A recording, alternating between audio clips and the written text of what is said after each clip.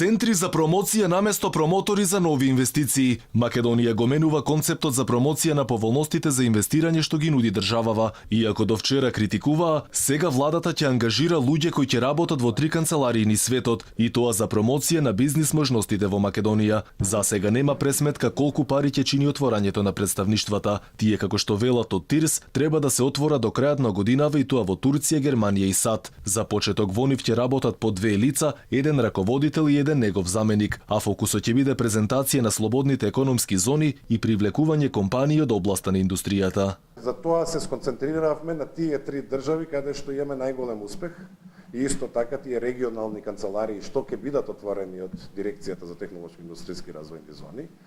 Ќе ги следат тие пазари, но исто така регионално ќе се посветат за да може да привлекуваат инвеститори нормално и од регионот.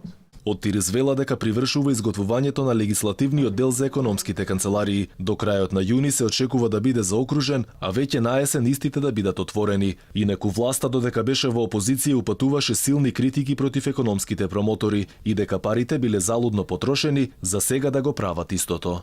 Бескорисноста на економските промотори, кои што се промашена инвестиција, а годишно црпат милиони евра буџетски народни пари и се во ранг на први секретари во амбасади, со статус на дипломати, и никому не одговараат за сработеното. Во меѓувреме, освен Џонсон мети на кој веќе му е истечена државната помош, 10-годишната поддршка ќе престане да важи и за уште неколку други компании. За сега во слободните економски зони во земјава се функционални 24 инвеститори, додека 18 се во фаза на реализација. Во однос на оценката 0 што ја дадоа германците на владата, од ТИРС вела дека се работи за незадоволство од наглите промени на законите, а не од работата во зоните. Затоа земјава мора да работи на усогласување на царинските стапки со Европската унија, зашто сега се штити производство кое одамна не постои.